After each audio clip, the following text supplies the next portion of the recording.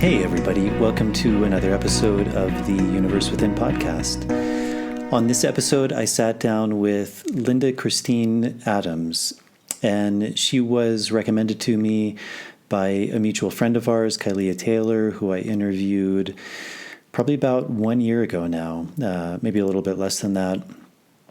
And she's a really fascinating woman. Kailea spoke very highly of her, and she's had a very fascinating life. From a very early age, she felt very called to this work of healing, of service. She's kind of been around the world and studied a lot of different traditions, from acupuncture and spending time in China and Vietnam, to working with ayahuasca, with Shipibo people, the Huni Queen, the Yawanawa. She's soon going to work with Iboga, with the Buiti people. So she's had a really fascinating life. And we sat down and we talked a little bit about her story and the different traditions she studied in and about healing, about plant work. So it was a really fascinating conversation. So I hope you all enjoyed this episode. As always, if you are able to support this work, that's a really big help to me. Patreon is a really good option. It's a website. You can sign up for as little as $1 a month. There's different tiers you sign up for. They give you different things back. It very much works on this idea of Aini, which we also spoke about in this podcast with Linda. So if you feel like you're gaining something from this podcast, that's a really, I think, beautiful way to practice this idea of Aini, of giving something back. To all the people who have signed up for Patreon, thank you very much. As always, I deeply appreciate your support. And if you are able to do that, that's a really big help. The different tiers give you different things back, things like early access to shows, bonus material, Q&As. There's also the ability to direct donate via PayPal. I'll put a link to those in the show notes. Also, if you're watching on YouTube, you can join the channel. But I think the Patreon actually has some slightly better perks. If you're not able to do that, as always, helping to get the show out to bigger audience is really helpful. So sharing with friends and families.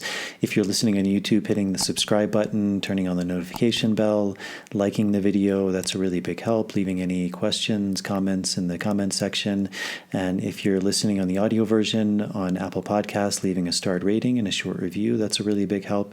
And also with Spotify, you have the ability to rate the show as well now. So I think that's it. I'm shooting this episode quite a bit in advance, so probably when this is released, my colleague and friend Marav Artsy and we will have finished our plant dieta in Ireland, but I think we still have a spot or two open for our work in Israel, and then also for the following month in New York. So we'll be in Israel in June, and then in July in New York. So that's a really beautiful opportunity to go deep into this world of plant medicine. Predominantly, we're working with tobacco and tree barks, so dieting trees, and tobacco is really the aid that allows people to have a much deeper connection. And there's really profound work that can be done. Mostly, we're working with Amazonian trees, but more and more, we're beginning to work with a lot of North American or European trees as well. So in Ireland, we're also working with oak. In Israel, we're working with olive, and in New York, we'll probably be working with oak again, and maybe one other tree. We're still not sure yet about that. But if you'd like more information, you can check out my website at nicotianarustica.org, and also Marav has a site, tobaccodiets.com. So I think that's it for the intro, and without further ado, here is my conversation with Linda. Running out from the maze, running out from the maze, running out of the maze today. Running out from the maze, running out from the maze, running out from the maze today. I'm running out from the maze, running out from the maze, run out of the maze today. All right, great. So we were talking a little bit before we started, but you were recommended to me by a mutual friend of ours, I think more of a friend of yours, Kailia, who I interviewed.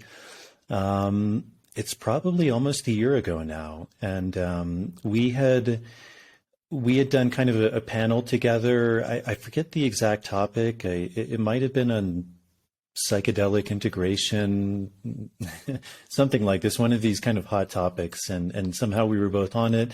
And I really liked her and what she had to say and how she was saying it. So then I interviewed her, and she's a really fascinating woman. And then she reached out to me a number of months ago, maybe 2 or 3 months, and I'd been quite busy, but finally you and I were able to be in touch, and I saw an interview that she did with you, and you seem like a really fascinating woman. So maybe to start, just if you could say a little bit about yourself, who you are, whatever comes to mind, where you come from, but really what in life led you to be on this path that you're on. Okay, yeah, really grateful to Kailia. It's a really beautiful, beautiful woman and force in the world and friend. And this path that I'm on, when I was 19, I was told by Spirit that I was here to be of service. And my whole life I've tried to do that. And so that led me to become an acupuncturist and a healer and study with people really all over the world, and eventually led me to plant medicine. And that is just evolved, and those two paths have woven together so that the essence of the plant medicine now comes through my work. And I'm actually just in the process of closing my hands-on practice and moving completely to working remotely, because I feel like I can really access that essence and be of even deeper service in that way. So how would you describe the work that you do? The remote work? Yeah, I guess all the work, from maybe the hands-on practice to the remote work. Okay, well, I will start in the hands-on practice. You know, I studied really full-time for 12 years. And at the end of that, I was very, some of it was one-on-one mentoring and some of it was very book-oriented. And I was really at a place where I needed to find a way to just learn organically. And so I had a moment where I just closed all of my books and decided that I was going to really just listen to Spirit. And when somebody was there to see me, if I didn't know exactly what to do, I would just ask Spirit and follow the directions. And so I did that for 20 years before I opened another book on that subject. And it taught me how to learn. It taught me how to be fully connected with Spirit when I need to know what needs to happen. So it was in a way, it was a great healing for me as well in that way, because I think that that's a gift that we all have if we take the time to tune into it. And that's what I bring to the remote work. And the remote work is really just about tuning in and listening, to what's really happening on the deeper levels within a person, within their family story, within their lineage, and really tuning into what the root is that's asking for healing. And it can take many forms. It can come through song, it can come through wisdom downloads, it can come through energy work. It's always different. So you started with acupuncture. How would you describe that? I think a lot of people are familiar with acupuncture, at least by name. But for you, what is that, and how does that work as a healing modality? Well, acupuncture is many things. It's, in Chinese medicine, there are 9 branches of medicine, and acupuncture is just one of them. There's herbology, there's movement, there's diet, there's lifestyle, there's all the different body works, and the acupuncture, it sees our body as an energetic map. So people are familiar with the map of the channels, but really there's maps and maps and maps and maps. And the way I work with it isn't necessarily what is being taught. I came across the understanding that the body is holographic, like the universe. And so every part reflects every other part. And so there's the possibility of having a conversation through all the different openings to reach the place that's needing healing, if that makes sense. So from that perspective, in that traditional Chinese medicine point of view, where would they say, like, how does sickness arise, or what is the cause of that? It arises from imbalance, and it arises, interestingly, from imbalance in the elements, with the elements within our body, all the elements that are outside of us, the earth, the wood, the wind, the metal, the water, the fire, all of those things, they're inside of us as well. And they can become imbalanced. They can be imbalanced because of imbalances in the elements outside or with our relationship within them. And each of those elements is also related to the organs, and each of the organs is related to an emotion. So an emotion that's too strong could imbalance an element, an organ, or if those are out of balance, we can have a tendency to be really having struggle with a particular emotion. So an example of that might be grief. Like grief has its home in the lungs. And so if somebody comes with, chronic respiratory stuff, you have to look at what's happening with the grief and what's happening with loss and the relationship with that.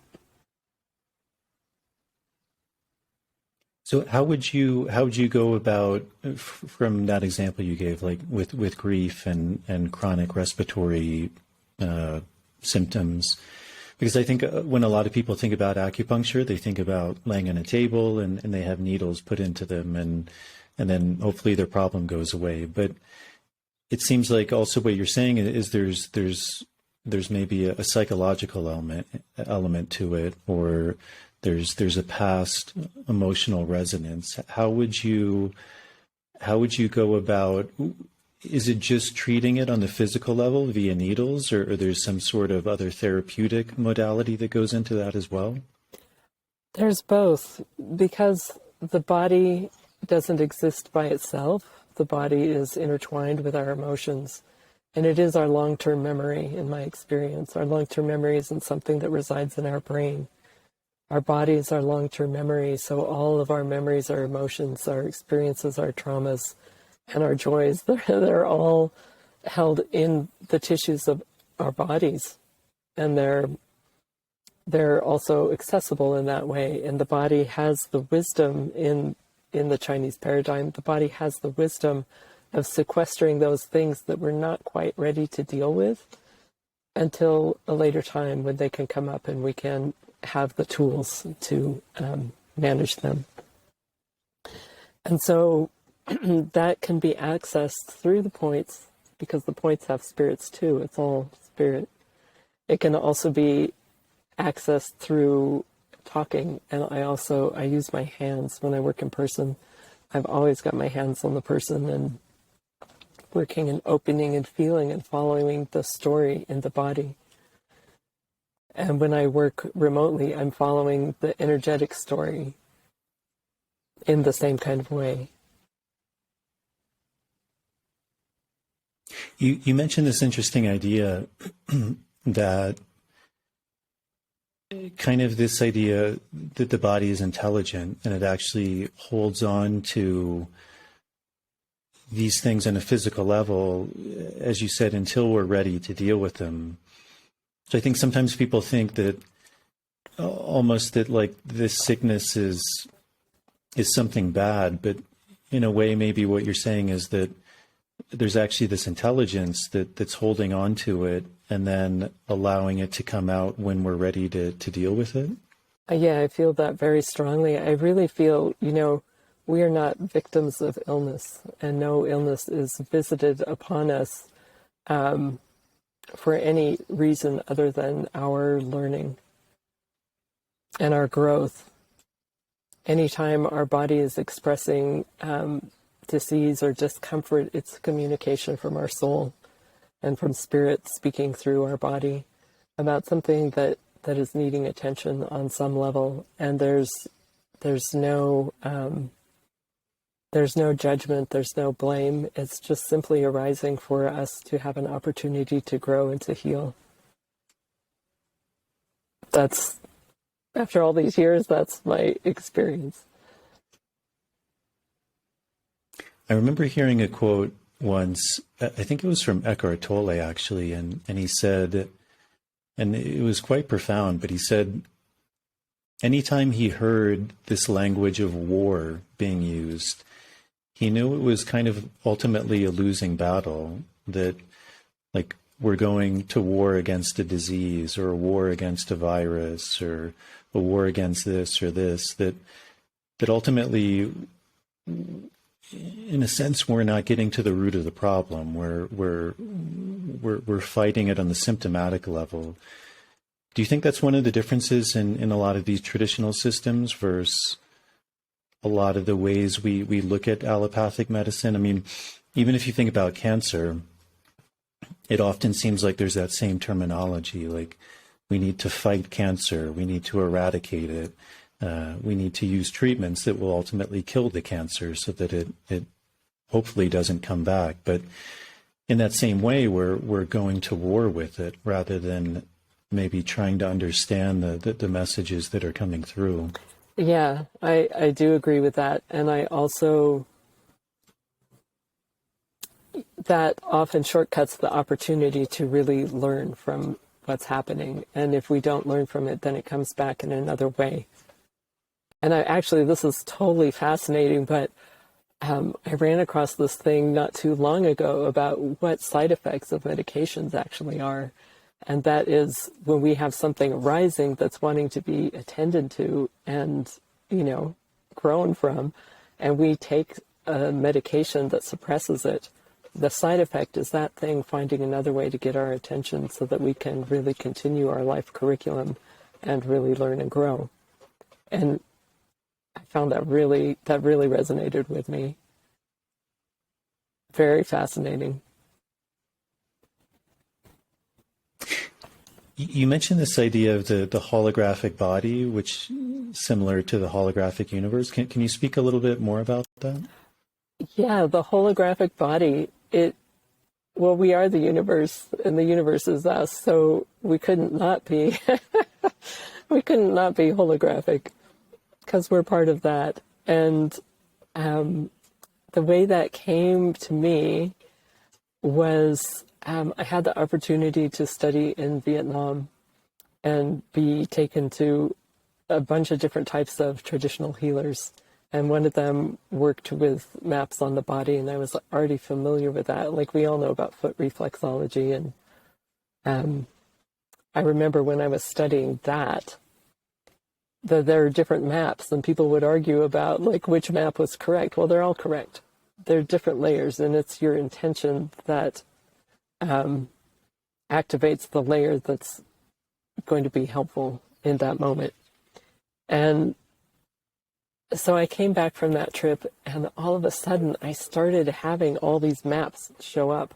Like I would touch a point on the body and I would see where all the connections, where it went. And so I just started developing that. And then my friend that I had met in Vietnam, who I had traveled with, came to visit, and he showed me this book that he was writing, and it was all of those maps. It was just a very interesting, like he was writing this book and these things were arising in me, and I've just taken that and integrated that into my acupuncture practice, and I also use it a lot in the remote work because there are ways in which people can use that for self-treatment. If you know where the different things reflect in the body, you have access to like a powerful healing tool for yourself.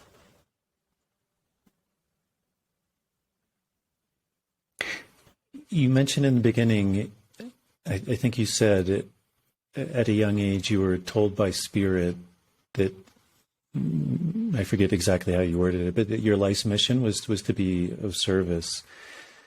I think some people listening, they may understand what you mean by that, but maybe for a lot of people that may seem strange. So Yeah. what does that mean to you when you say you were told by spirit? Well, I was 19 and I was really kind of a mess. And I was like, what am I supposed to do, you know?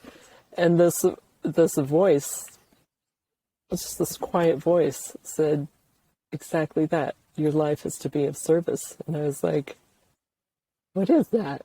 I had the same question. What does that mean? And it means living my life to be of service to other beings, not just other humans, but for me, it's also to be of service to the earth, because we're part of her and she's also part of us. And that's a very strong part of my service now at this point also. But it's living my life making choices where that is a priority.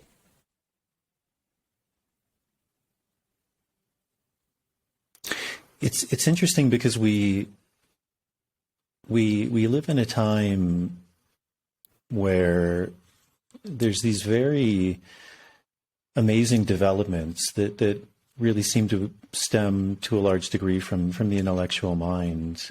And it seems like with that, there's a real, I think on the one hand, a legitimate questioning of maybe anything that can't be seen or measured or touched or discovered by some instrumentation. But one of the things that so many traditional cultures around the world have is this idea of spirit. From where you're coming from in the U.S. right now, there was a real reverence for Wankatanka or Great Spirit. Where I am here in Peru, even a lot of this plant medicine work, they call it plant spirit medicine, that there's this idea that these plants have spirits or that they're pointing towards spirit.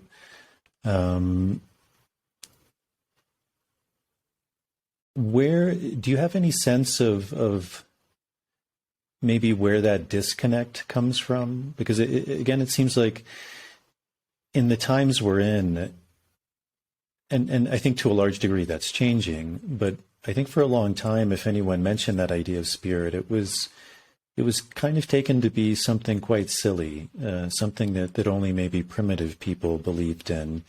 And yet all over the world, it was, if not a fundamental thing, potentially the fundamental primordial belief that we were spirit. I mean, even built into our language, we have these words like to breathe. In Latin, in most Latin languages, it's some form of respirar, to be filled with spirit. When we die, we expire, that spirit has left us. So, I mean, it was very much, even in the cultures we come from, a fundamental part of what it meant to be alive, what it meant to be a human being.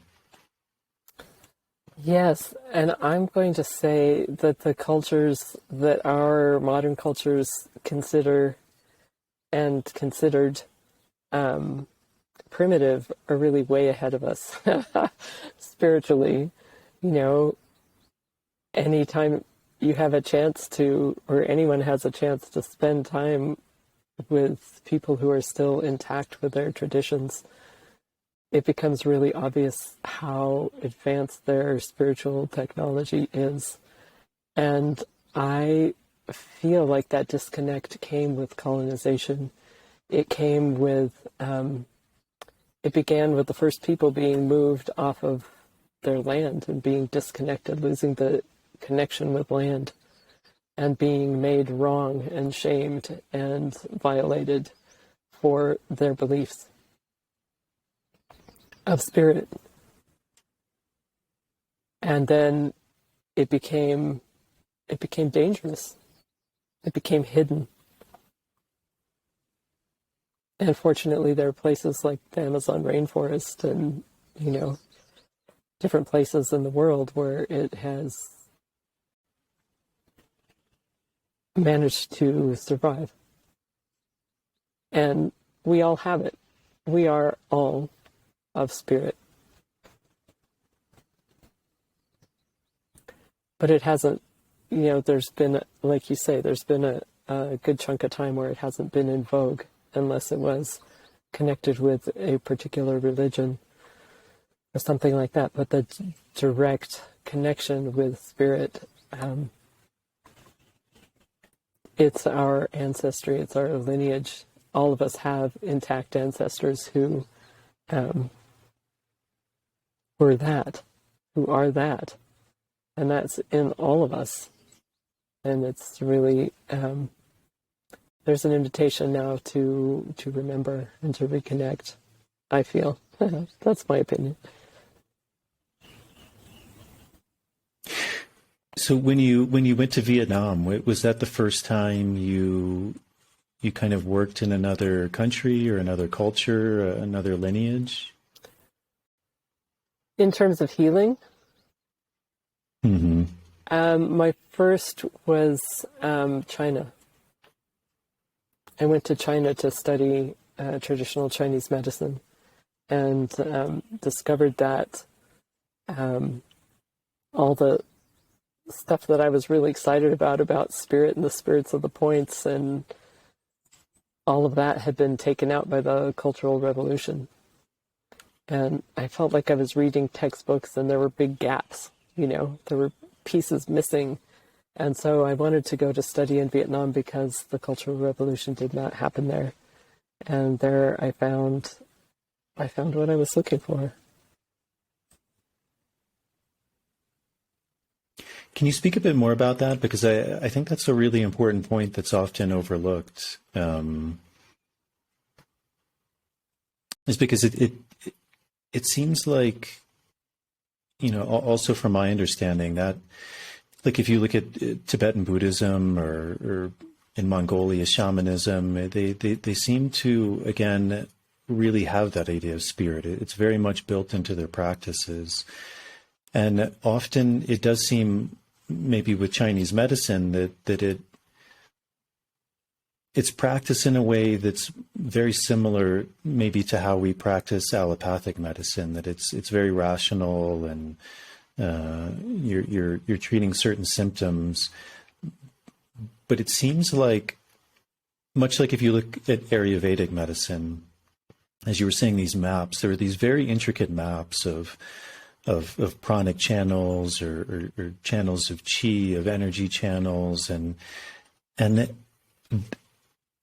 that doesn't to me seem like something that was maybe just it didn't necessarily come from the mind. It wasn't something rational that was just found out, that there was some way that they were connecting to that via spirit, via, I don't know, altered states of consciousness, their own practices, maybe plant medicine, but that was removed. And I think, as you said, via the Cultural Revolution in China. But do you have a sense of maybe at the origins of Chinese medicine, that these other things that were somehow removed during that time? Well, I know there are deep roots in Taoism that contain all of that. One of my teachers is an 88th generation Taoist priest. We don't have acupuncturists. We don't have 88th generation anything in our culture, and that's just some other level of understanding and tradition and connection. And so there I can see where it came from, and I can see just in how he interacts with spirit, and when he's teaching, he's receiving, and it's just coming through, and the medicine just comes through. Even like in my own practice, a lot of what I do has just come through. It's all there. It's always there, and things don't really get lost. You know, those parts of the medicine that got written out of the books, they're not lost. I mean, they are still in some traditions, but they are all still existent in the field. And when we tune in, when we reach that capability of that frequency to tune in, they're there. Just like the wisdom of the plants. You know, when we're in the frequency of the plants, they communicate with us. They have their songs, they have their wisdom, they have their potent capacities to heal. And all of that is not lost. It's just forgotten temporarily. Do you have any sense of how in countries like China or Vietnam that those traditions were passed down, like what techniques they were using to pass on that wisdom? It was oral teaching. And in China, a lot of times it was only passed to one person. You know, it was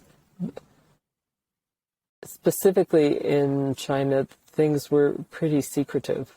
That's my understanding. I'm not from there, so it's just my outside view. But healing secrets were carefully guarded and passed through families or through lineages, chosen lineages, in an oral tradition. At some point, they started writing them down, but initially it was oral. And do you have any idea what that traditional training was? Like how a student would go about learning from a teacher? Like what that process was like to become a doctor or a healer in that way? It was ongoing and for a long time. And one thing that I'm aware of, which I find totally cool, is that a lot of it was passed through song. So it's a lot to remember, you know, a whole list of herbs and all their functions and all their temperatures and all their tastes and all their, you know, contraindications. Just for one herb, that's a lot. And there's a lot of them. And it was passed through song, which I think is fantastic. That accesses a different part of our brain, you know, and it lives in us in a different way.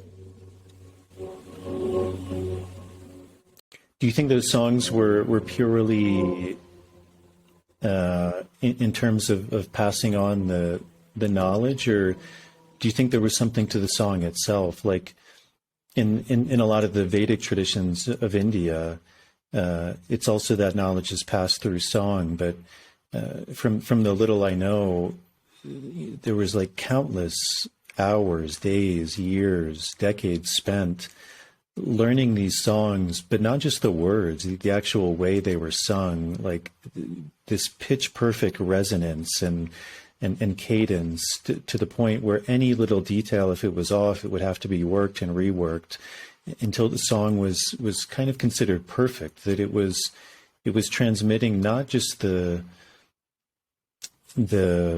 physical matter behind it, but there was something in the essence of the song that was being transmuted. Yes, I totally think that is a piece of it, because sound is light, right? And light is information. And so it's encoded in that frequency. And it's the same with Icaros. You know, you don't just decide to change the melody or, you know, add your own stuff. It's a frequency, it's a medicine in itself that's fully intact as when it's at its most potent. Mm-hmm. So then after Vietnam, what was the next part of your journey after that? I came back and I worked for a while, and then I continued traveling, and I spent a good time in Morocco learning music and language and rhythm because I didn't have much.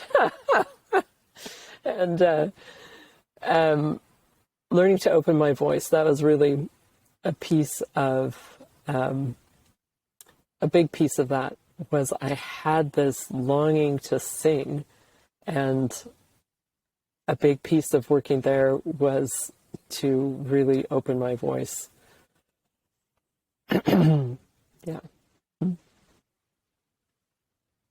Yeah, it's interesting because we delayed this podcast a couple of days because there was a Colombian woman here, and that's her primary work is actually the voice. Why was that so important for you to kind of free the voice or to open the voice to express yourself in that way? Again, I think for a lot of people who are familiar maybe with some of these modalities, that makes complete sense. But I think for a lot of people, that idea of being a healer, a doctor, why would I need to sing or to open my voice or to be able to express myself in that way? Well, I didn't know at the time that this was going to be part of my healing. You can tell this is important because my voice is getting scratchy, right? So I just felt this desire to sing, and I really couldn't sing. And it took me years to get around to it, but it was always there. And then as it started opening and then working with the plant medicines, they really helped me open my voice way more in really ways that I'm so grateful for, to be able to carry a resonance to create healing. And I didn't know that at the time that I set out on that journey, but my soul must have known for it to be that important. You know, for me to overcome my fear of being seen and heard in that kind of, very vulnerable way. I remember sitting in my friend's house one time for my first voice lesson, and I realized it meant that I had to open my mouth. I really wanted to leave. It really took a lot to keep me sitting there. So, yeah, I feel like sometimes when we have a big gift, there's a big, sometimes resistance or, vulnerability there. And why, of all places, did you choose Morocco? Because my friend, who was my singing teacher, was from Morocco. He's like an incredible, he's a national treasure in Morocco. He's a library of traditional music, a living library of traditional music, and he offered to help me learn how to sing. And it was just because that's just what happened.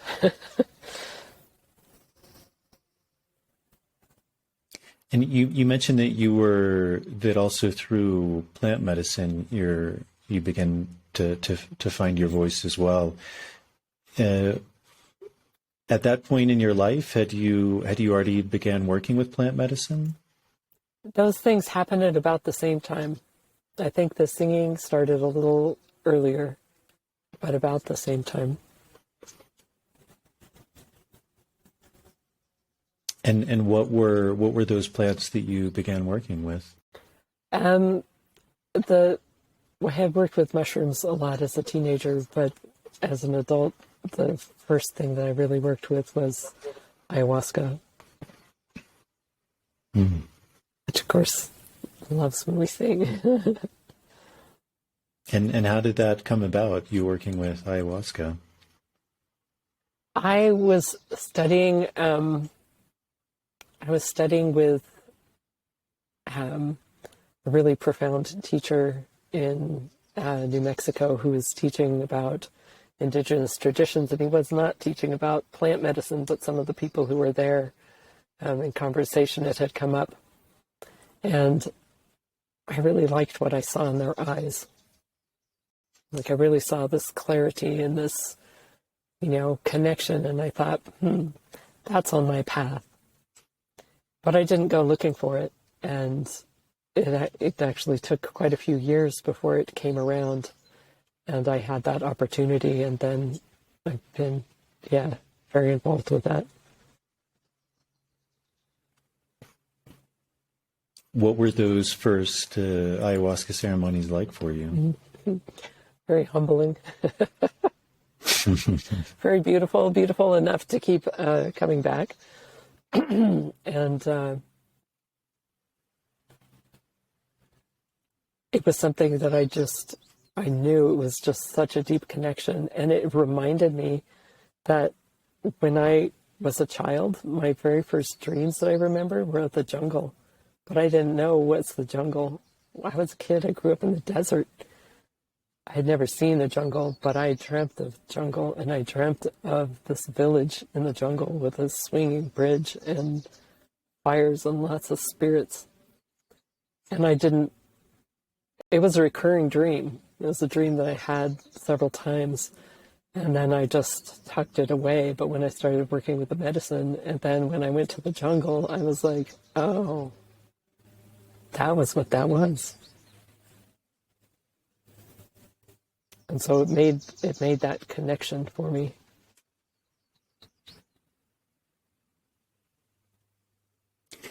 Can you speak a little bit about dreams? Because I think that's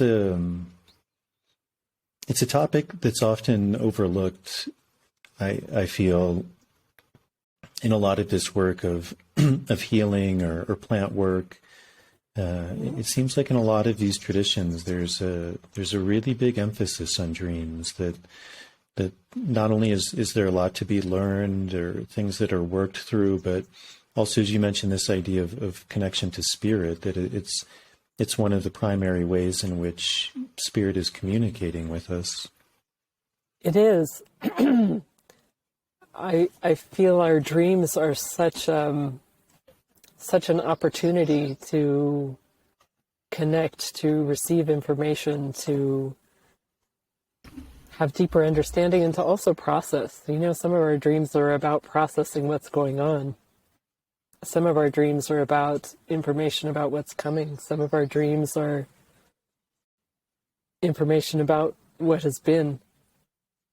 And I know there are so many cultures that feel that if we ignore our dreams, we're ignoring a big part of our life. Our dreams, we can travel anywhere. We're not limited by our bodies. They're vehicles for our spirit to have many experiences in many dimensions. They're an avenue where we can seek healing.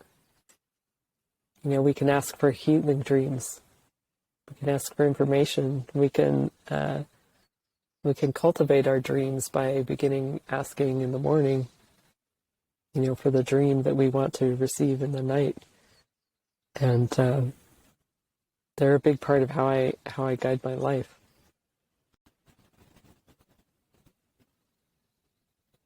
Are there practices you've learned or things you've developed in your own journey of how to begin to look at dreams, or to begin to become more interactive with them, or to learn from them? I think it really comes down to building a relationship with them.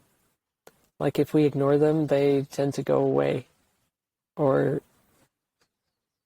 if we cultivate them, and we cultivate that relationship by paying attention, by having an intention to dream, an intention to remember, and if we're not remembering, to write down even just a feeling. I mean, these are really common practices, but really they're super simple, but they work. There's one of my teachers on dreams is Robert Moss, and reading any one of his books is a great way to kickstart dreaming. He has a great book called Dreamways of the Iroquois and another one called Dream Gates. Both of those books are fantastic and full of really great ways to get your dream life going.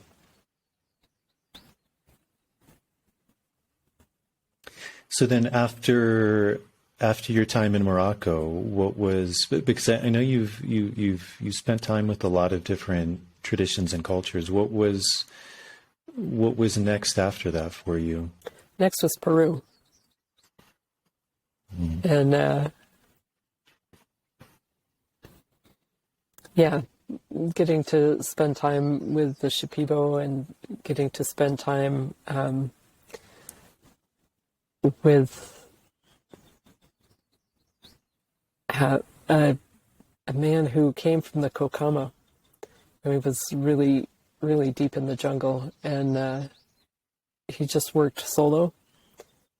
Really fantastic. Those were my first two encounters in Peru. And so you were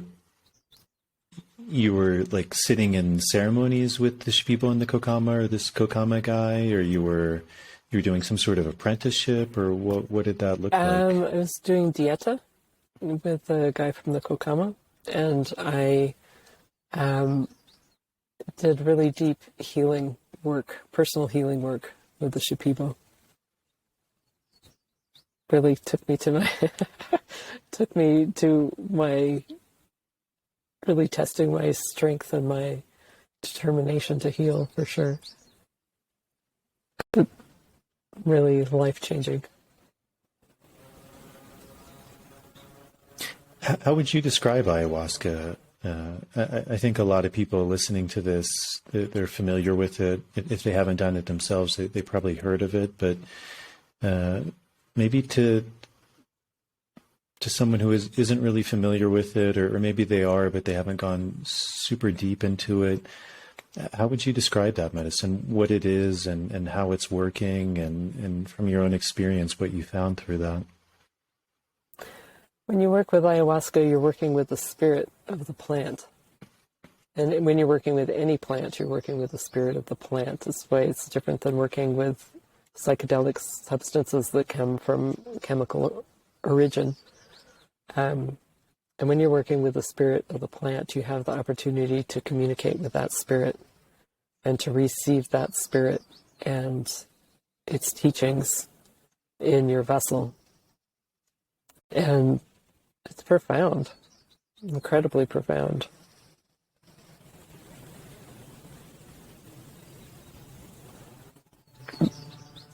If one is open to it, one has the capacity to really change their life, change their trajectory, to really deeply heal.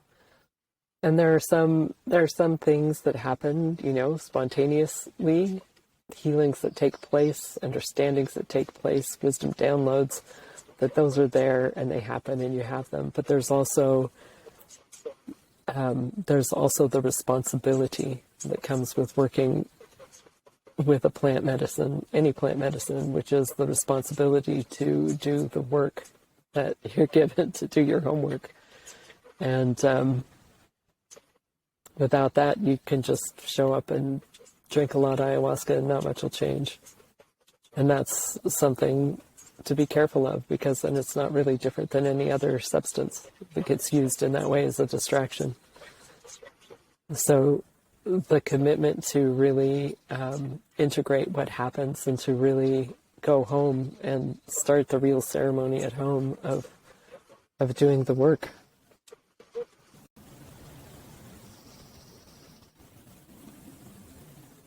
Yeah, that to me seems like a really interesting point, and something that's often overlooked. And it was something I was thinking a lot about during the pandemic. Is I noticed a lot of people, especially who had worked with ayahuasca and maybe understood certain principles or certain messages that they were given, but then when extrapolated to other things, it seemed like those principles began to vanish. Uh, from your experience, how does one begin to really honor that responsibility? But because I think that's a really big topic, and something that's often overlooked is taking these messages or these learnings or these teachings and actually applying them to your life. And often, it's really interesting. One thing I often find quite amusing when I'm facilitating ayahuasca ceremonies is I may say something usually very simple, and a natural response is, "Oh yeah, I know that," but the putting it into practice is maybe lacking, and if we can know something on an intellectual level, but it's a very different thing to embody that. Yeah. And it seems like a lot of, with some of these plants, we can learn and potentially understand things on a very deep level, but it's a very different thing to actually embody that, to bring that from that realm that these plants are putting us into, as you said, this realm that's really infinite, where we're not bound by time or space or life or death, but bringing that into this physical reality, which is a reality, and it's the reality that most of us are spending most of our time in, but this very concrete reality of time, of space, of action and words and doing. Is there anything you've learned from your experience of how to go about doing that? Because it seems like that's often, there's a break there. There's sometimes a not wanting to take that responsibility. And I think, as you said, that's a really important point, is when we begin to work with these, it's do we want that responsibility? And I think often the answer, if people are really honest with themselves, the answer may be no. Like, I actually don't want that responsibility. Yeah, sometimes when we make a prayer and set an intention for a ceremony and we receive it, sometimes it's a lot. Sometimes it can even be a little scary to have the openings that we thought we wanted and we're ready for, and it takes having, I believe, and for me, it takes having a really grounded meditation practice. I remember one ceremony in particular where that was just so clear. The opening was so vast, and I didn't want to lose it. And I realized if I didn't meditate like twice a day, it was going to fade away. That was like the information that came with it. And so I did that. And that allowed that energy, the space, to really take root. If I hadn't done that, maybe it had just been another vision. So we have to create time. Well, we don't really create. I guess we do create time because it's a consensual reality that we agree upon. But we have to make space in our lives for those things to grow, as if they are a plant that's growing in us, the openings that come. And if we just go on about our life in our busy way and we don't do that, we missed a big opportunity. And sometimes it takes a while for that to come around again. And here I want to talk about a little bit about the privilege that we have to have access to these plant teachers, and the responsibility also that comes with that, because they travel a long way and they come from cultures that also deserve our really deep respect. And the fact that they're being shared in the greater world now, it's a big deal. And the plants, they're not infinite plants, so when we take it, it's really important that we honor that, and that we honor the journey that it's taken and the tribes that it's come from and the traditions that it's come from, and even the transformation that the plants themselves go through being pounded, and and the whole process is just so huge for it to come and arrive on our doorstep. That really needs to be honored, and that is what calls forth that level of respect to really do the work if we're going to actually sit with them. Do you think that's where this idea of sacredness is really important? And that also from my experience, these plants, there may be some exceptions, but it seems like the vast majority of the time, they were used in a very sacred way. There was always a ceremony around them. There was a ritual, there was a preparation, there was an integration. They were given a lot of respect and time, and even working with plants now myself, one of the really common questions is, when I'm done with this process, can I work with this plant after? Can I work with this plant after? And it seems like a lot of that is also,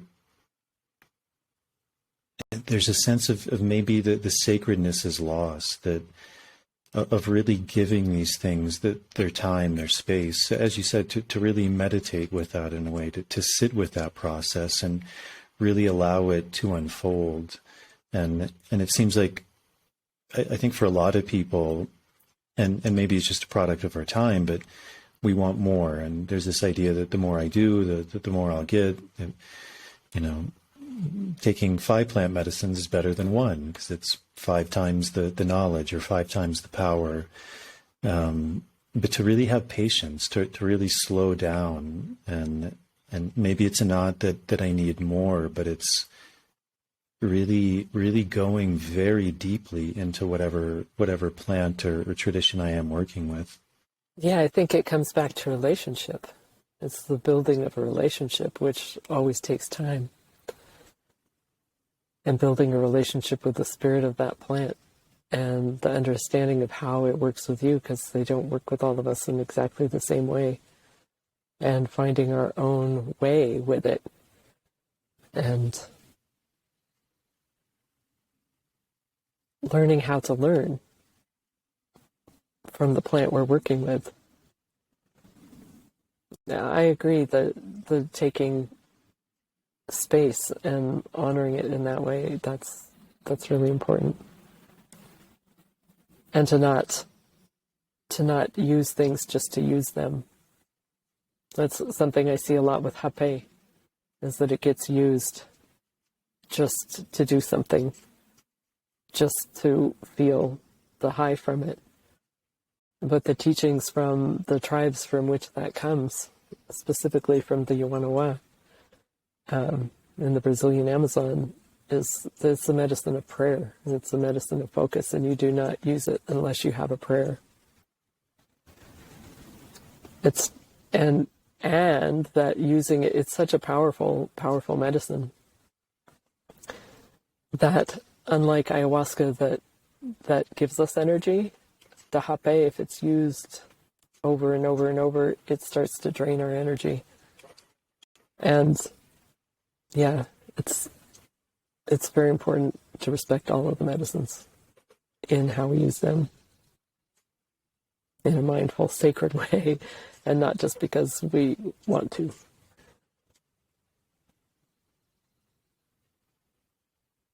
Yeah, I remember spending time. I spent a bit of time with the Matses, and then also a Colombian guy who I like a lot. He comes from a group of people called the Tubu.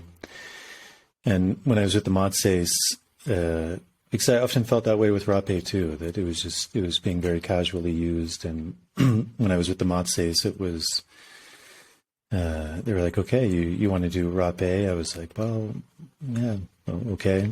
And they pulled out this very long tube.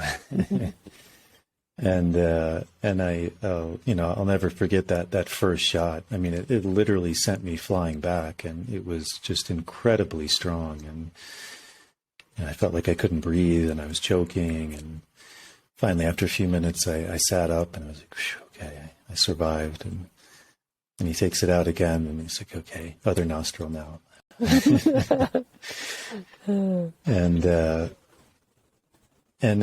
Also with this guy, Amika, I think one of the really important things, and it kind of goes to what we were speaking about, is one thing that I really like about how he works is before any plant is worked with, always the story has to be told. And I think that's really important in a few different ways. One is that it in a way, it creates a ceremony. You can't just use rape or any medicine.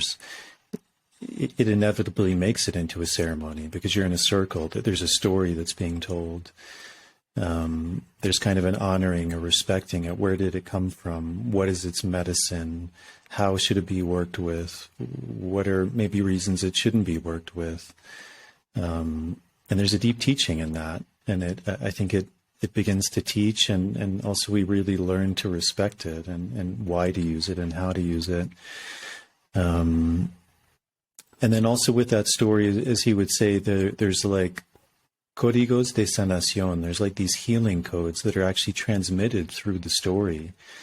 That it's not just the medicine itself, although the medicine is extremely powerful, but there's actually something in the story. There's a teaching, and I think very similar maybe to in some of the cultures that maybe we come from, this idea of myth or legend, that these aren't just simple stories. There's a tremendous teaching behind them if we really begin to be receptive to them.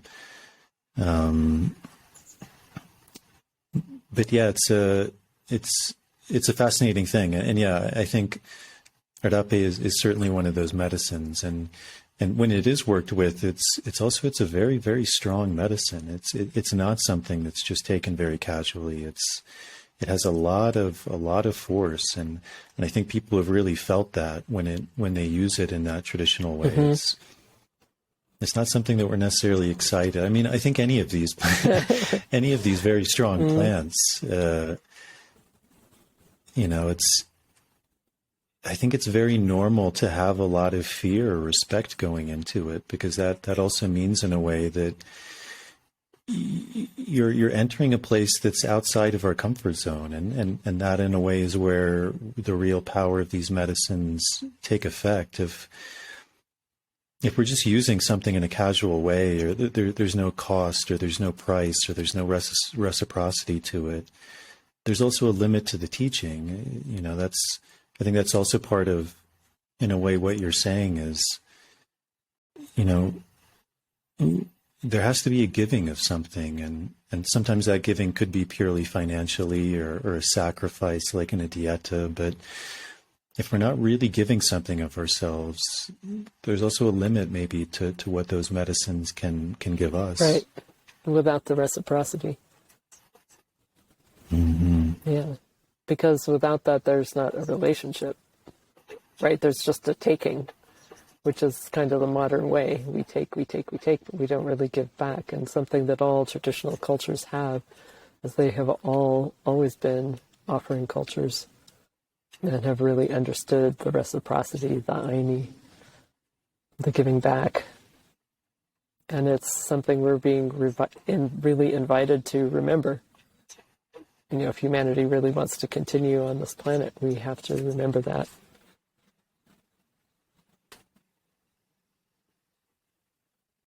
Are there ways you found for yourself or teachings that you've learned of how to give back? Because I think that's a really common question a lot of people have is maybe they're beginning to understand the importance of you mentioned like aini, this Andean idea of reciprocity, and I think people are beginning to understand maybe the importance of that. But I think there's often people are in a way just unsure, like, how do I do that? What are good practices of ways to actually give back in that way? And obviously it's very specific depending on the person, their means, where they're working, how they're working, who they're working with. I mean, there's so many variables, but are there any kind of maybe like simple practices that you've learned that can be really, really helpful in that way? Yeah, I spent quite a bit of time studying with Martin Prechtel, which some people know him from The Secrets of the Talking Jaguar and many of his other books. A very profound teacher. And we spent a lot of time on that. This is where we began. And we began with learning how to ask permission.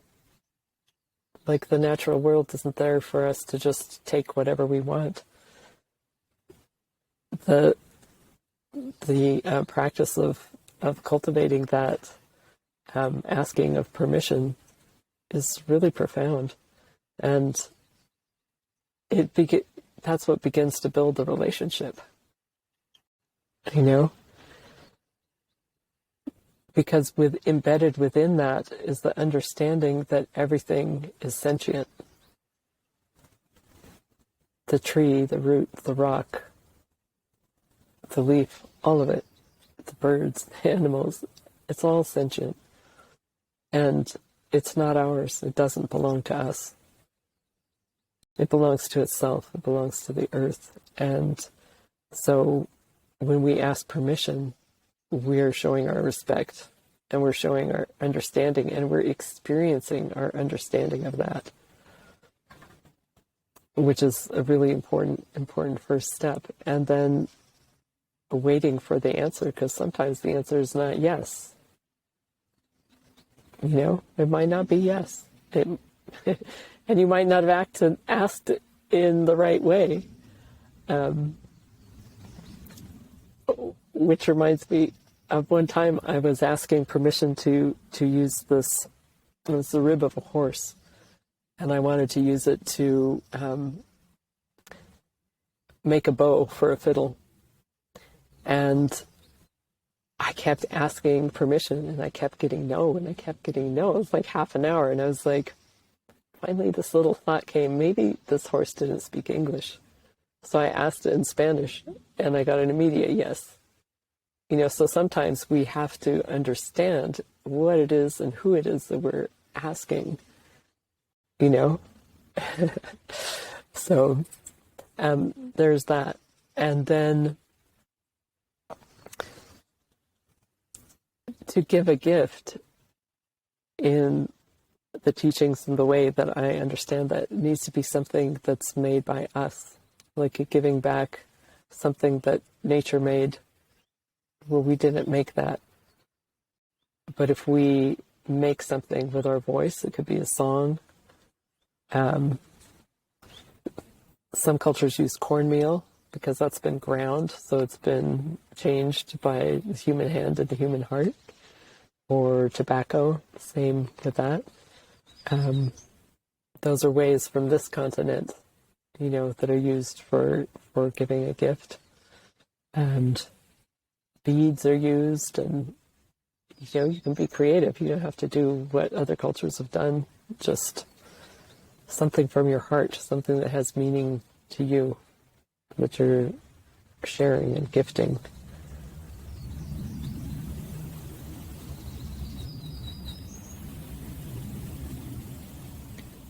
You mentioned this really interesting idea about the difference between working with what might be described as plant medicine versus psychedelics versus a synthetic substance, that the difference is one has spirit. And it seems like a lot of the direction that this work is moving towards, as it expands very rapidly outside of where a lot of these traditions or cultures originated from, is it is moving in this more clinical way of working with an isolated substance that's been extracted or synthesized. And certainly there's a lot of advantage to that in a way. it can be measured, it can be kind of studied. There's a lot less variables that go into it, a tremendous amount less variables that go into it.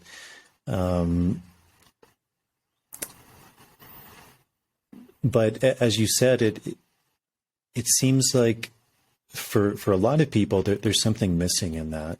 And as you described it, this idea of spirit. So do you have a sense of like, can these two ways of working, if we are going to kind of divide them into two camps, is there a way they can be worked together? Do you think there's a benefit to this kind of more what's often called psychedelic assisted therapy versus a more traditional spirited approach, working in ceremony, working with what may be called a shaman or a curandero, someone who's actually going into the energetics of these plants or these practices versus taking a substance in a clinical setting with a psychologist or a therapist and working in that way? Well, one thing that I think about that is not everybody is ready to access ceremony. That the level of comfortability, if that's a word, it's my word, with that isn't necessarily there for everybody. And so if people can access it in a clinical setting and they need that help, then, you know, the world needs a lot of healing. And that's a good thing, that access thing. And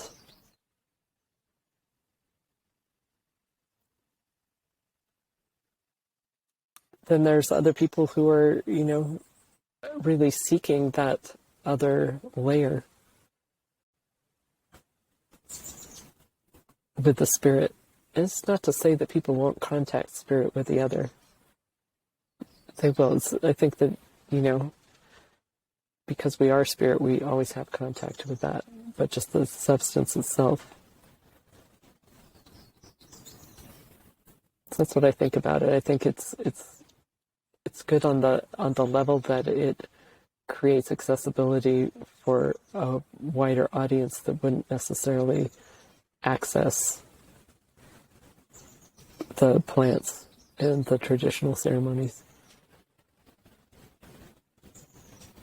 Mm-hmm. So after coming to Peru, you were working with ayahuasca. Can you also talk a little bit about that process of dieta? Because I think that's also something that's becoming more well known. More people are becoming interested in that. How would you describe the dieta, and what was that like for you? I can describe my experience of it, of being hungry, because that's a piece of the sacrifice, you know, that we let go of. Needing to have that level of food that we're used to in this modern culture, and to really allow space and for our bodies to be in a place that's simple enough metabolically for the plants to really work. And what I really love about it is the depth. What I really love about it is being in the jungle by myself with a plant that I'm working with, and the depth and the doors that can open, and you know, the level of connection with the natural world that just spontaneously happens when you're in that setting and you're that open. Whenever we simplify our diet or fast, we can access a layer of that, but then to add a plant that you're working with at the same time is just whole nother level.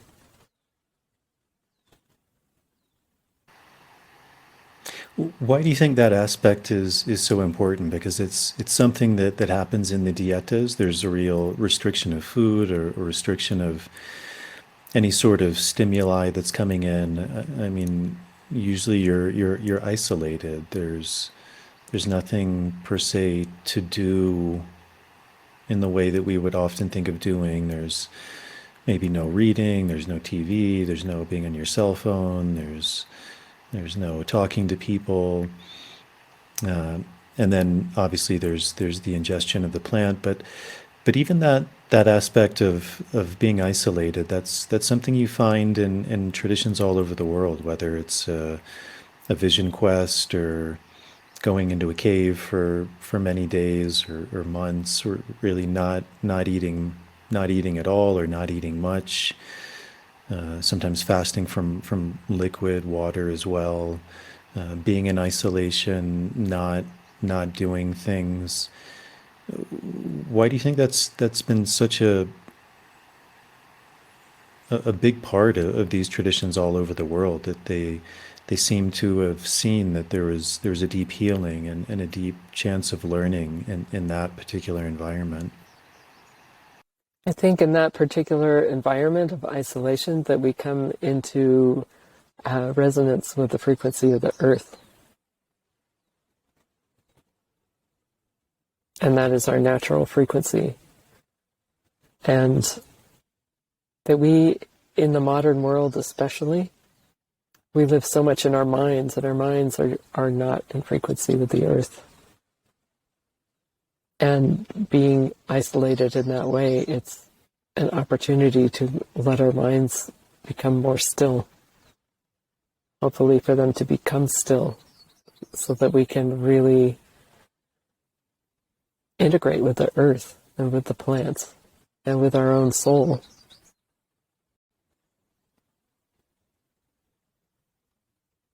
Because the activity of the modern mind, I do not believe, is the natural state of the mind for humanity. I think the natural state is the mind is still, and it's in service to the heart and to the soul, and to carrying out the deepest desires of the heart and soul. It's not about being busy. So when we're in nature and we begin to let go, and that begins to soften and it begins to quiet, incredible transformation can happen.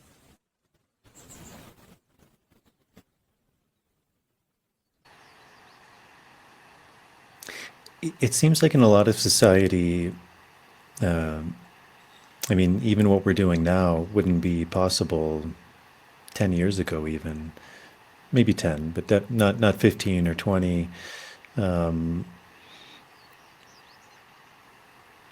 and it's fascinating because on the one hand, in order to do this conversation, it would have taken a lot more time. One of us would have had to pack up our bags, to go to the airport, to fly somewhere, to drive to where the other person was, to set up, to do this interview.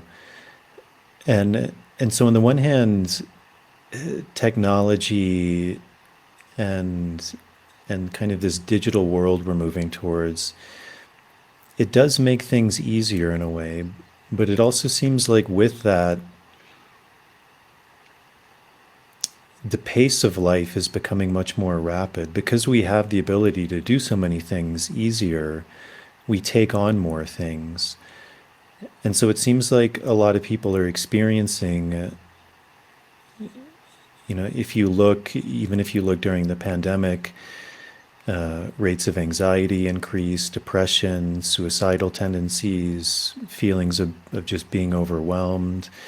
And it seems like, in this age, these things are really sicknesses of our time too. And it seems like there's a correlation, and I would imagine a causation of the more we move into this technological sphere, things just become much faster. There's a real increase in the pace of our lives, of our minds. And it seems like a lot of people think that's a natural progression, and it continues to move in that direction, and eventually maybe we have glasses where we have all this information, and then maybe there's a chip in our brain, and it's just like it's because if you think even the difference between 10 years ago and today, the amount of information we have, the pace of life has increased exponentially. And if you extrapolate that, if it is increasing exponentially, what does life look like in 10 years and 20 years and 100 years? Do you think the human being can adapt to that? Or there's also a point where something has to break, that there is a limit to what the human body is capable of, the human mind? Because it seems like sometimes one of the things that maybe people who are proponents of that seem to maybe overlook is that the human being isn't separate from nature, that no matter how advanced we become, we still have to drink water.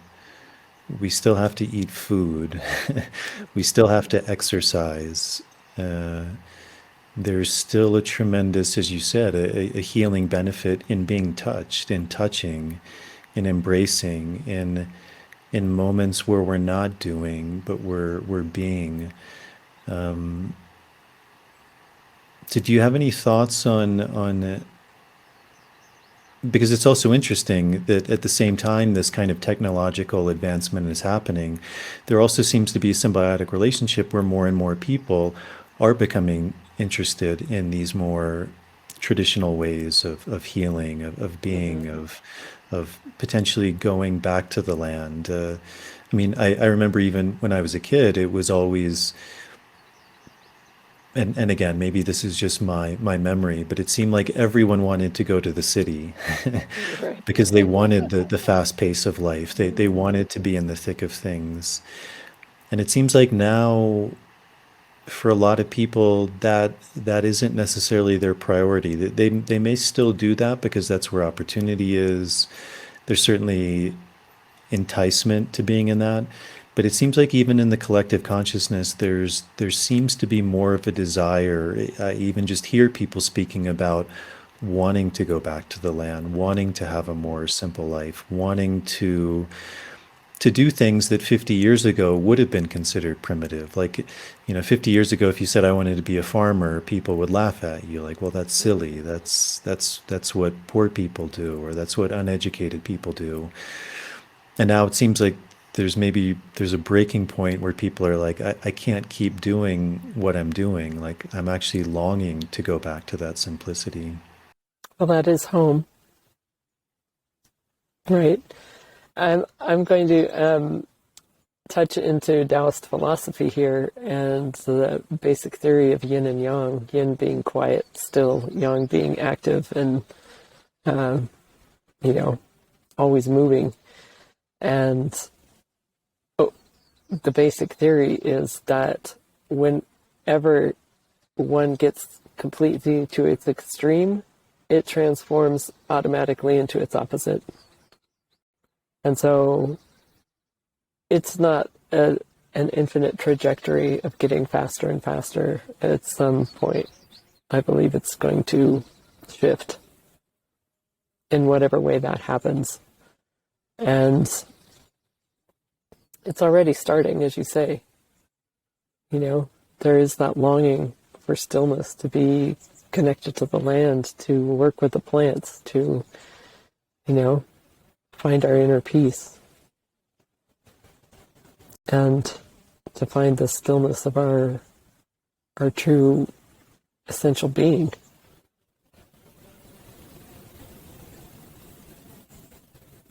And it's a choice also. It's a choice for each of us. How much do we engage with that?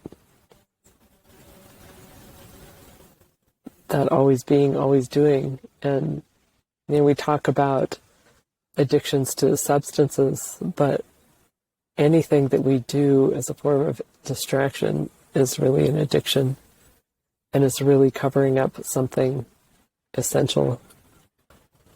that needs attention.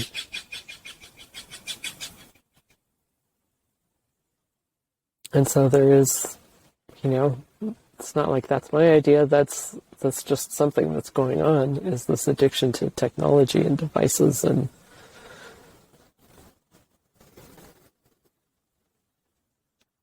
it's a different kind of isolation, isn't it? But it's not the healthy kind.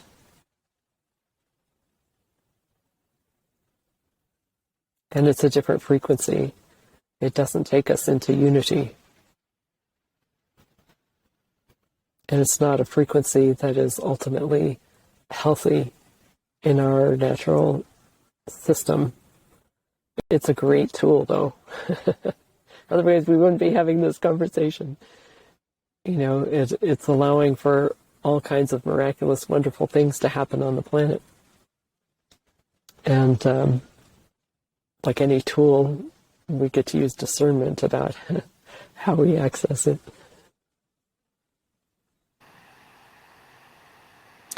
Do you think in that way you use this idea of yin and yang?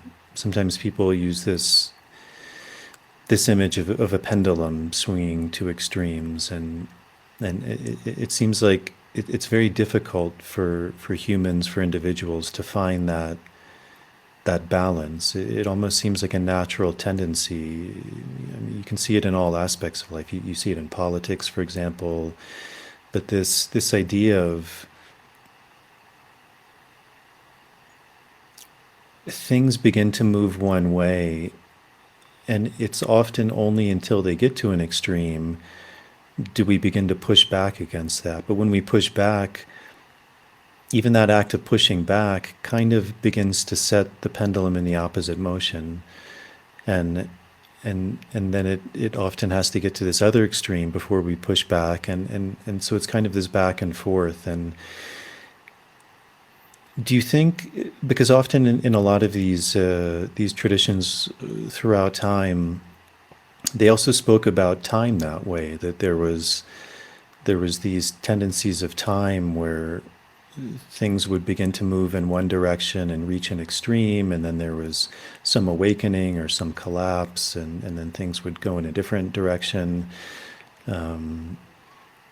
Because even if you think about, like you were mentioning, Taoist philosophy or Buddhism, they weren't talking about anything different than what people are dealing with right now. They were still talking about the human condition. They were talking about addiction. They may not use that word, but they were talking about the nature of the human mind, that and it's the same nature that we're also dealing with today.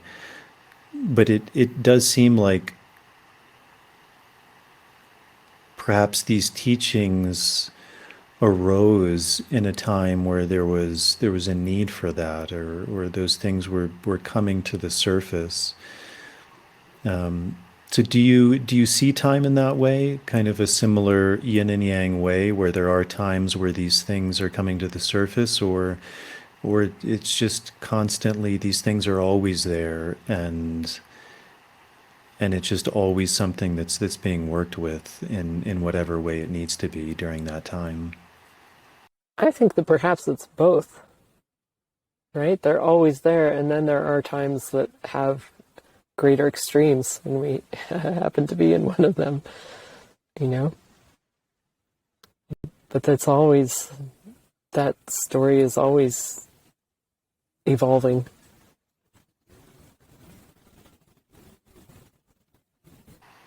Yeah.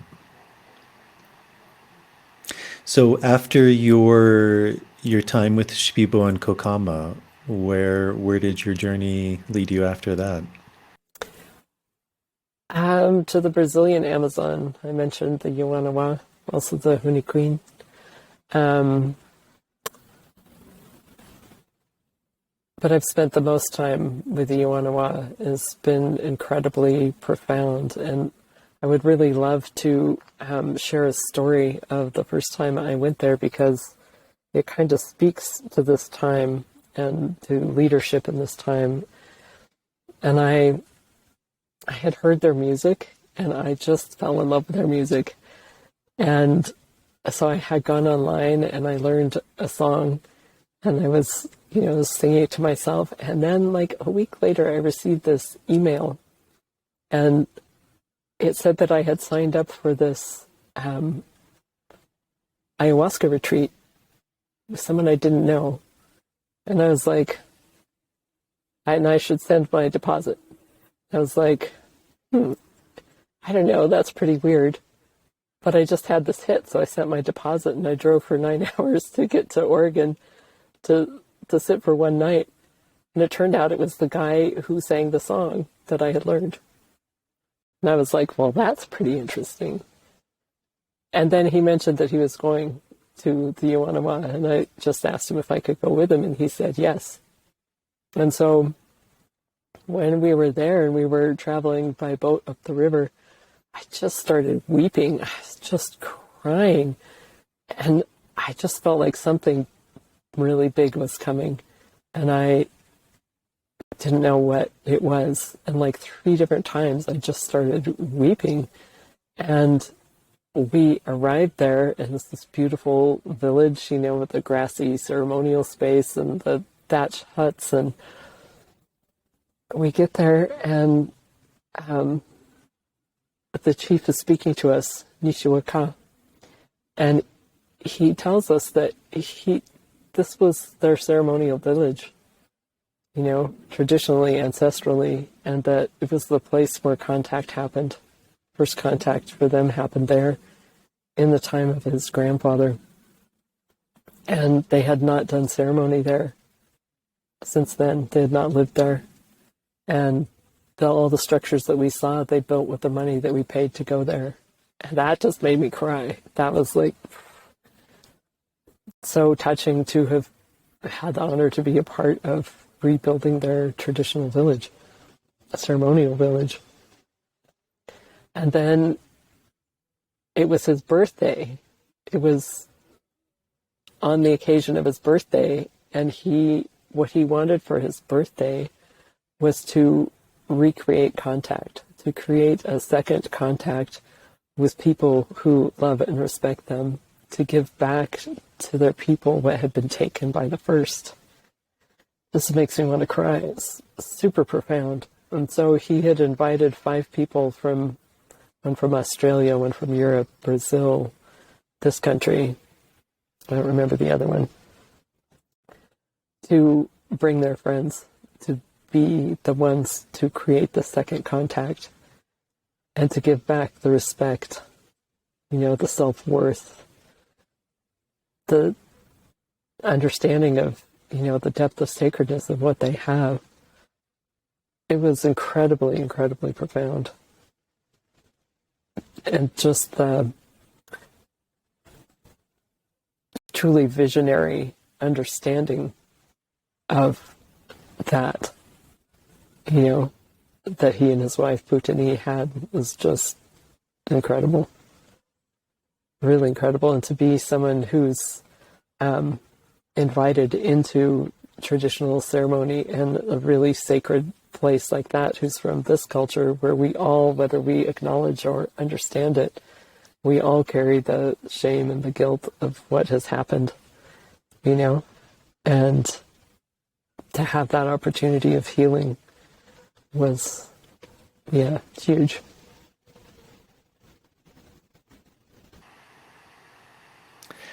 How would you describe the difference? I think a lot of people listening to this may be familiar with some of the Shipibo lineages or the Shipibo lineage. How would you describe the difference of the work that you experienced with the Yawanawa and the Huni Queen?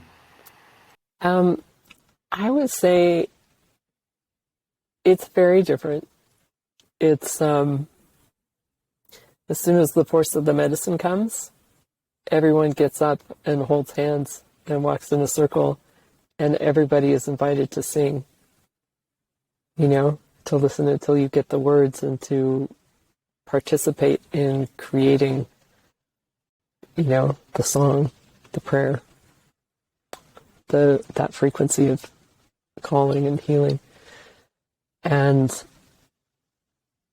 it makes you responsible to be in sync with everybody.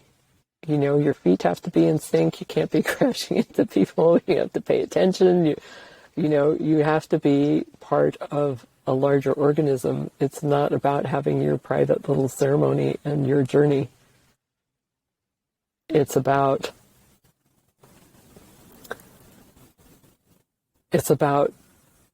participating in community and co-creating this healing, which is really, really cool. And so that happens the first part of the night, and it's all traditional, chanting, calling the spirits of the forest, the healers, the ancestors, the pages that came before, the shamans that came before. And in the second part of the night, they really have fallen in love with some instruments from outside of the Amazon, like guitars and drums from Africa. And so those get pulled out, and then the dance changes, but you're still holding hands and you're still approaching, but you're in lines now. You're still approaching and falling back from the musicians and the altar. And you're still responsible for being, part of something bigger than yourself. And one of the things, these are my words and just my experience, but it feels like a very strong way to cultivate community and to cultivate tribal mind. And these days I hear people using tribal as a pejorative thing, as something that's not healthy, like the tribal mentality of, but really tribal mind is it's older than that, and it's super beautiful. It's when we understand it's not all about us. It's about the whole. It's about doing what we need to do to be in sync with the whole community and make the whole community thrive. And to really understand that we're part of the larger community of the earth as well. And that particular type of ceremony really fosters that. Can you speak a little bit more about that? Because that's a topic I find interesting, and I mean, not wanting to go into politics too much, but politics is certainly part of life as well. And as you said, that term, like tribe mind, is used very pejoratively, and I find it very paradoxical because a lot of people speak about things like diversity and inclusivity, but it also seems like with that there is this kind of like hive mind of everyone needs to think the same or believe the same or have the same moral values, or and if they don't, then they're kind of demonized. And it seems like that kind of what you were describing of that tribal way is also recognizing like the beauty in these communities, that this is a community that has their own traditions, they have their own beliefs, they have their own morality, they think differently, they have a different cosmovision, and it's not that one is inherently better or worse, but they're unique, they're different, and really trying to preserve that. And it seems like there's a disconnect for a lot of people between like seeing that that's really important, but also extrapolating that out to a bigger picture at large, that as you said, like we are all looking for our tribe in a way, a certain sense of community of people who do share a certain cosmovision and want to live life in a certain way, and that in a way like that difference is beautiful, that there's maybe another tribe or another group of people who's going to have a completely different cosmovision and that's okay. Like we don't all have to think the same or believe the same or force our way, because that is the essence of colonization, is believing that my way is the only way. And it's something I see that's happening a lot in the world right now, is it kind of that same colonial mentality that everyone needs to think the way I think or do the way I do. And if we don't, we can demonize them, that they're somehow less than or other than.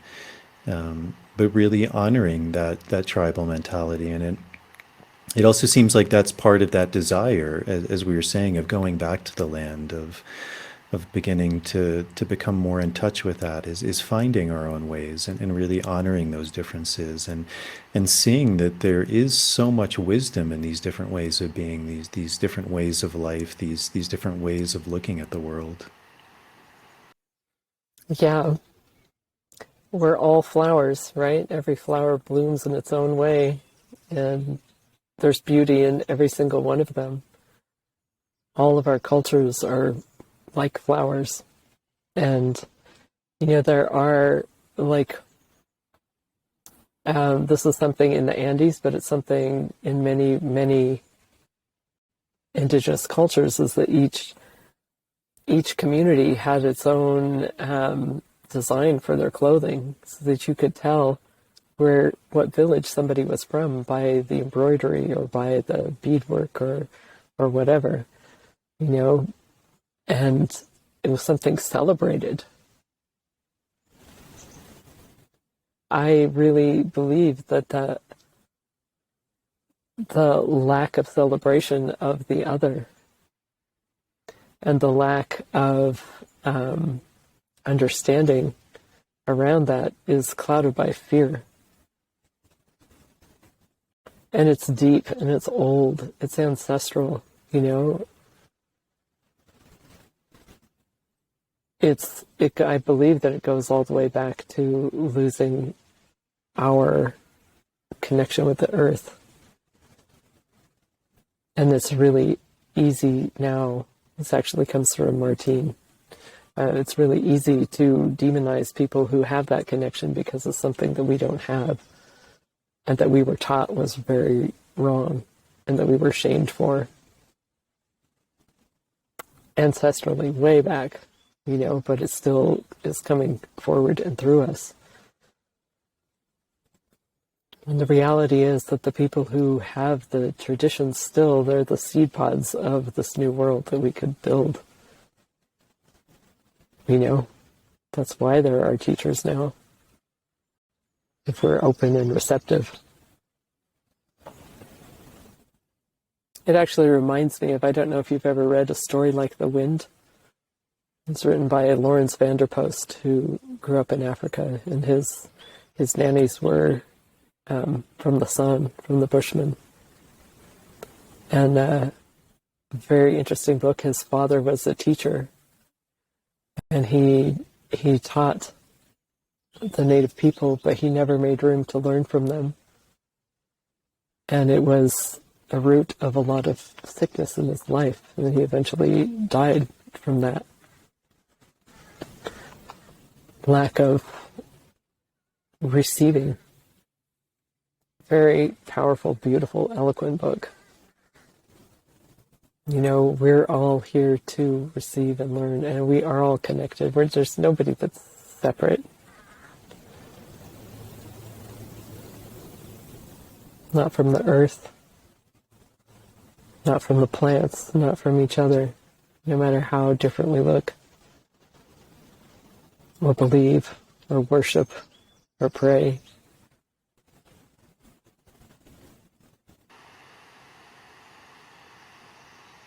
Yeah, it reminds me, I mentioned this guy Emika, and the Tubu had this beautiful story that in ancient times humanity was really suffering, and that the Tubu, the kind of the essence of who they were, heard this call of suffering from humanity, and he said that they actually originated in Sirius, and in the star Sirius, and that when they heard this call of suffering, they transcended the 12 dimensions of time and space, and showed up on this verdant canopy of the Amazon jungle, and they transcended these 12 dimensions and this primordial anaconda canoe, And in this canoe, they brought all of these medicines, these plant medicines, to help humanity remember who they were and where they came from.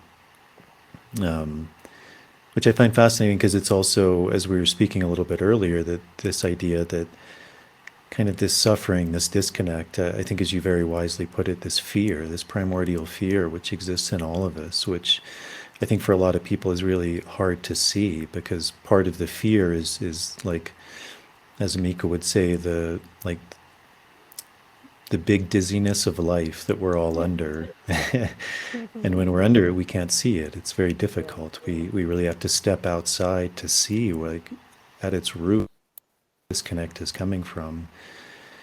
And also this kind of prophecy that they have, which is that we are entering this time of what he would call the Diro Amasa, the children of the new dawn, the people who can take the medicine from the four directions and create a new Maloka, which is also symbolic of a new earth, a new universe, and which I think is also really important because, like you were saying, it's recognizing that everyone has medicine, that all of these cultures, all of these tribes from all over the world, from the north, the south, the east, the west, they have their own medicine.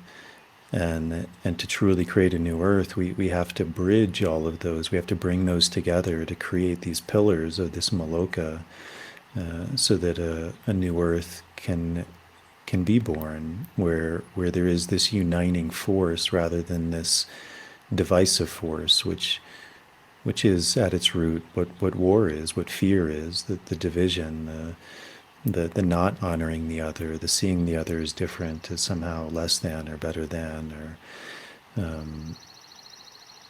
and yeah, so there's a tremendous power in these stories and these traditions. I think in the podcast or the interview that I listened to you with Kailia, you were saying that you also did a dieta with either the the I can't Yawanawa. remember, yeah, or Yes. yeah, and that it was interesting because you were only drinking. I don't know how they call it there, but maybe here they call it masato. It was just like a fermented yucca drink, and that was actually the diet, was just sustaining yourself on that. Can you talk a little bit about that? Because that's actually something I'm not really so familiar with. Yeah, it was a month-long dieta, and it was way less food than any other dieta I've ever done.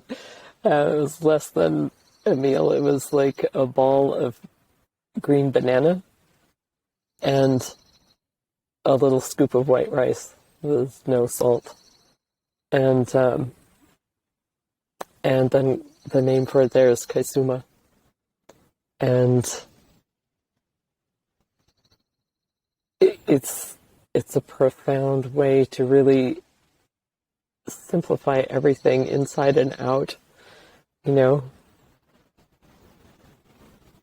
I don't know that I actually have words. It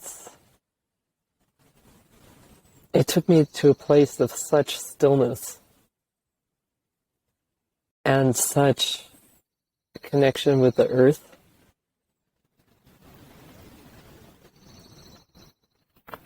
It took me to a place of being very childlike in a way, and with just so much clarity. And it was interesting because it was part of that dieta. It's the first step in their spiritual process, the kaisuma diet. And part of that is learning the traditional songs. But I was so, we had enough to drink, with that, but I was still so dehydrated. Maybe that was a belief in my mind. I don't know. I couldn't sing. My voice was, and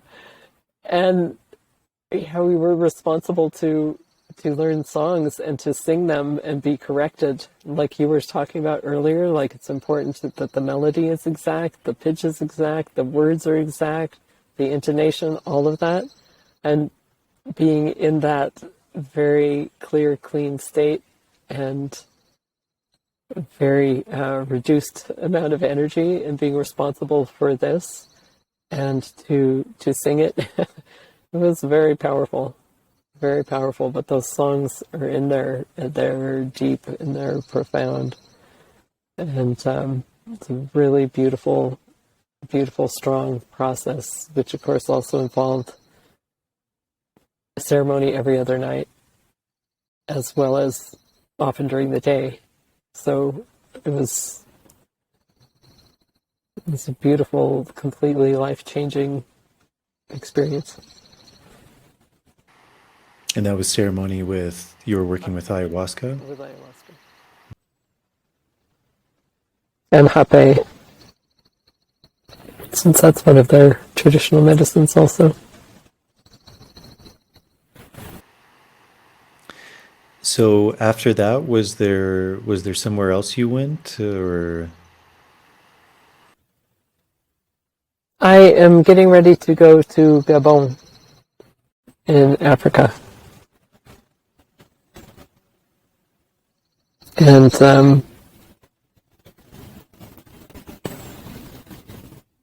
yeah, that came from that particular plant. Iboga has been on my radar for a while, and it just wasn't time.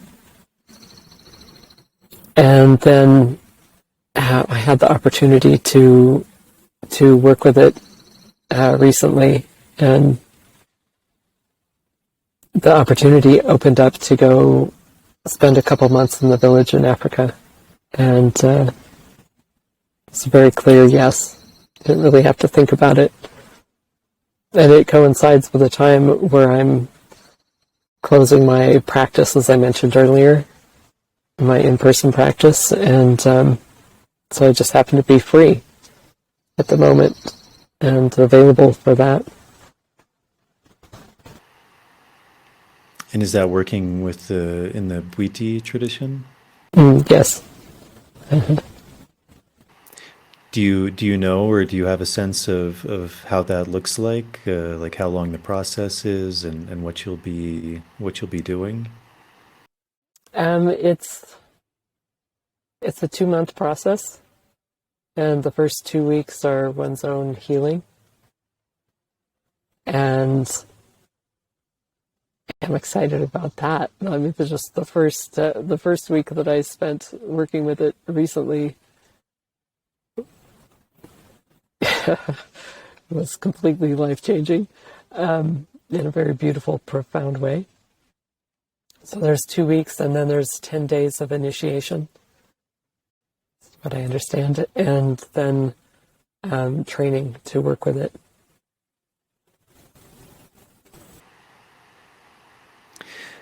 What do you think is that difference, or maybe there is no difference? It's because, as you just mentioned, like the first 10 days are for healing, for personal healing, and that's often a theme that's spoken of a lot. You hear it with Shipibo, is, for example, there may be healing dietas, and then there may be learning dietas.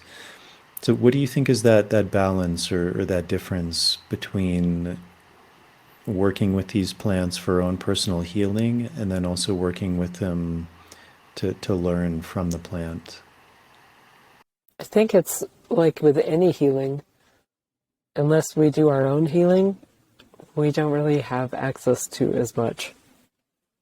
It's really in our own healing that, the doors of understanding open, and that we really become an elder, whether it's in chronological years or experiential years, and have that depth of experience and wisdom to offer. If we don't do our own healing, we really don't know. How could we know?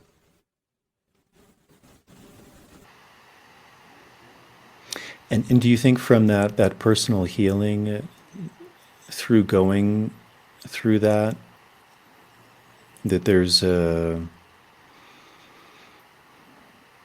I mean, obviously we can only learn from ourselves, from where we're at, but that through that journeying, through that internal healing process, there's also an understanding of the nature of suffering, of healing, of the human being. Because I think, for example, like, you know, if you use a really extreme example, like rape, I think most people wouldn't want to experience rape in order to understand, like, what is the path of healing through that. But that potentially someone could have another experience and maybe still experience similar emotions or things that may arise from that, things of guilt or shame or inferiority, fear. And so do you think through that internal healing, there's an understanding of the mechanism of what one is going through, and how to transcend that, and then that can be applied to the world at large? I do.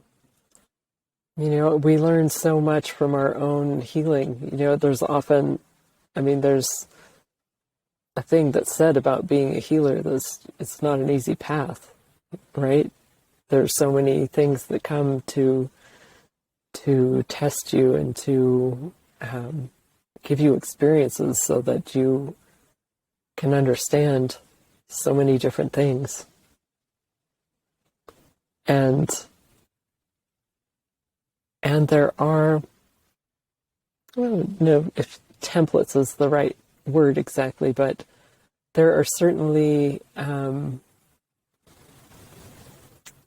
ways that I have seen of learning and experienced healing, working with the plants, that I can take and I can apply in any other kind of healing situation, and help people understand what is the process. What is the process when you have a deep trauma coming up and asking to be healed?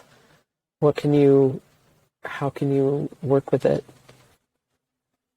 without just talking about it for years?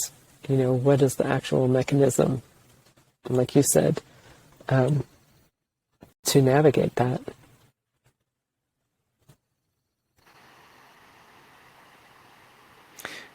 That seems to be a really common theme in a lot of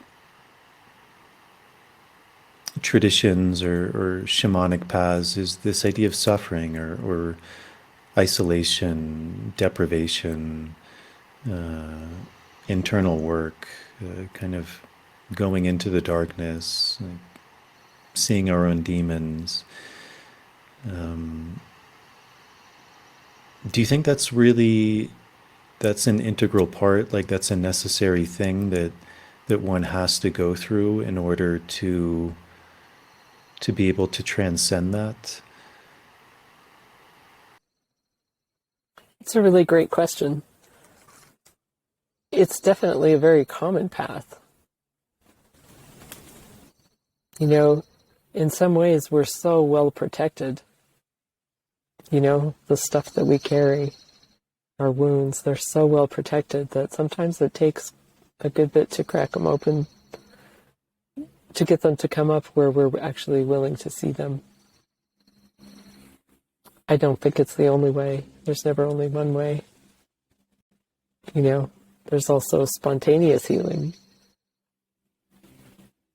One of the things that I've always fascinated with is the fact that the studies that are done with people who have multiple personalities, where one personality can have diabetes, which you can measure in the blood, and when they switch to the other one, they don't have it.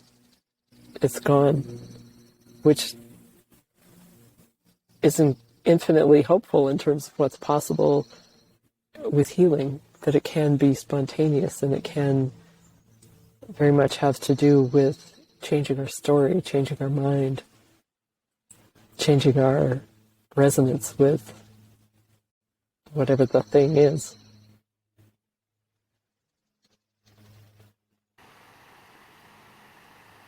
So when you're working remotely with someone, how does that look like? How does that look like, or I guess I can't say how does that feel for the person because it's obviously going to be very different. But what does that process look like for the patient, and how would you describe for yourself what you're doing, or what you're trying to work on or to experience? So it's a phone call. I don't work with video. It's just phone. And the person can be comfortable. They could be lying down. And I'm sitting and I set up an altar. And I listen. Well, first we check in, right? I want to know what's happening with them. I want to know in their own words. I want to feel what they're saying. I want to see, feel it. That's a word we don't have, but it would be a great word to invent, to see, feel. And then I just let it unfold. It's like I'm watching a film. It's like I'm watching a little movie, and the ideas and the things that need to happen just come into the field. And it's not from a place of thinking. It's a place of arising. And it could be a song. It could be a drum. It could be, I made these gold and silver needles because gold and silver were my first helpers when I started healing. I had these two presences and I asked them, who are you? And they said gold and silver. And so over the years, I've just developed my relationship with them, and I work with them and move the energy into such beautiful, beautiful spirits in the world of healing. It can be many different things. It could be Reiki. It could be, it's just what comes. There's certain frequencies of light that come through in healing. And I just open myself to be the vessel for what needs to come through for that person. Sometimes it's wisdom that just drops in to be shared in the moment. It's very fluid and different every time.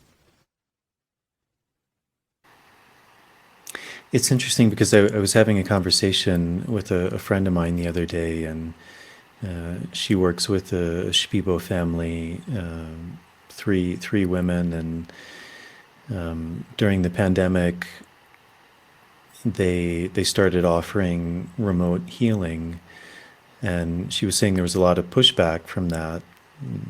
She was saying people were saying, "Well, that's not very traditional, or that's just farcical. It doesn't work." And she was saying for the Shipibo, that used to be a large part of their work was actually remote healing, working at a distance.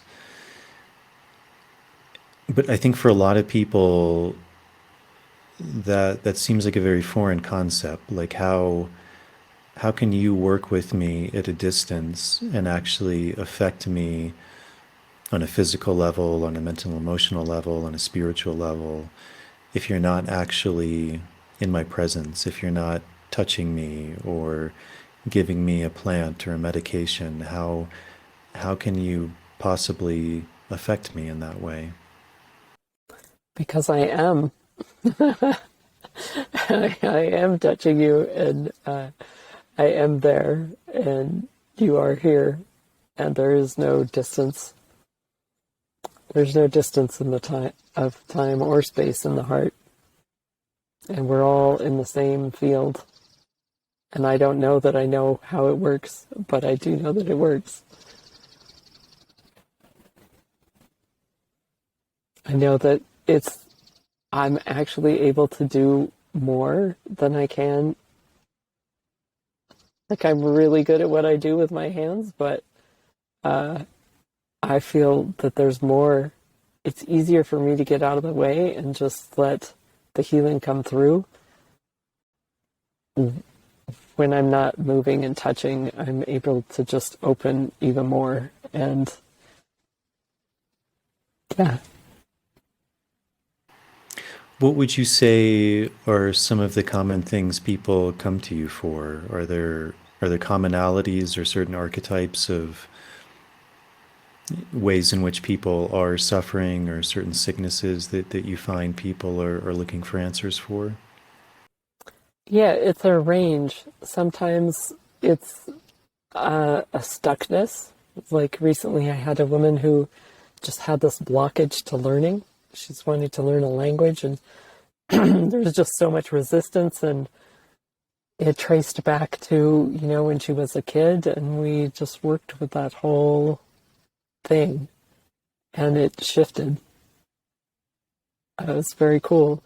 On the whole other end of things, for some reason, broken bones. I'm really good with broken bones. And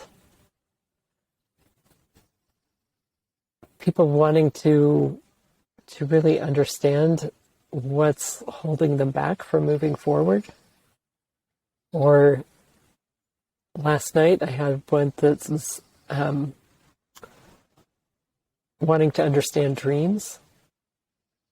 These dreams that were recurring, and needing to understand what they were trying to say and how to work with them. So it can be all different kinds of things.